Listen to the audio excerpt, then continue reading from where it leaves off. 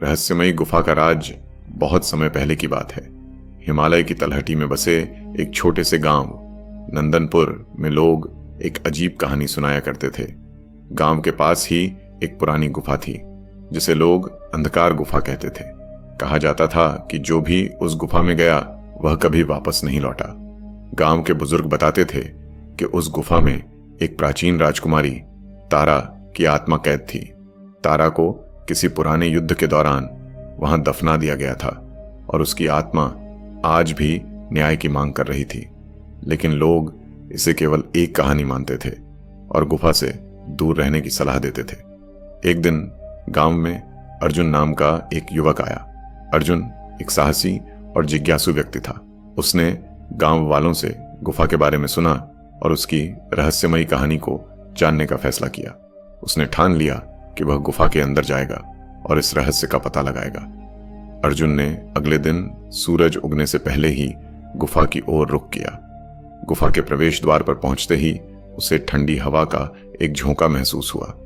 ऐसा लगा जैसे किसी ने उसे रोकने की कोशिश की हो, लेकिन अर्जुन ने हिम्मत नहीं हारी और अंदर चला गया। गुफा के अंदर गहरा अंधेरा था, लेकिन अर्जुन ने अपनी मशाल जलाई।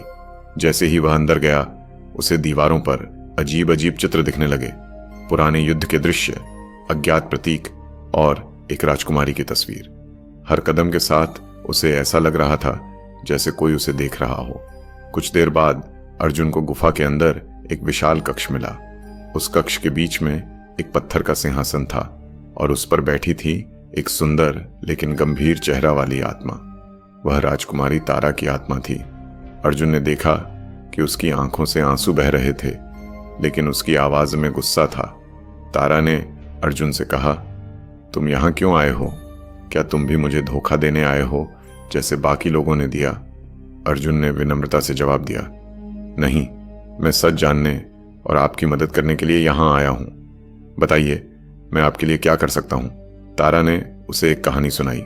उसने बताया कि कैसे उसके अपने राज्य के लोगों ने लालच के कारण उसे धोखा दिया था और उसे जिंदा गुफा में दफना दिया। उसने अर्जुन से कहा कि उसकी आत्मा तभी मुक्त होगी जब कोई व्यक्ति निस्वार्थ भाव से उसकी मदद करेगा। अर्जुन ने उसकी बात मानी और उससे पूछा कि उसे क्या करना होगा।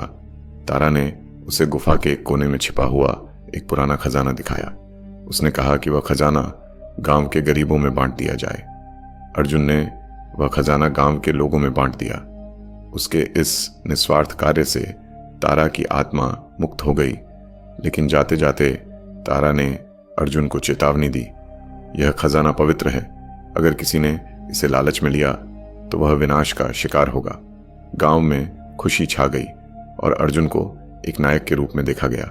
लेकिन वह गुफा और उसकी रहस्यमयी गूंजें आज भी किसी किसी रात सुनाई देती हैं, जैसे तारा यह सुनिश्चित कर रही हो कि कोई उसकी चेतावनी को न भूले। सीख, हर रहस्य अपने भीतर एक सत्य छुपाए होता है और निस्वार्थता सबसे बड़ी शक्ति है।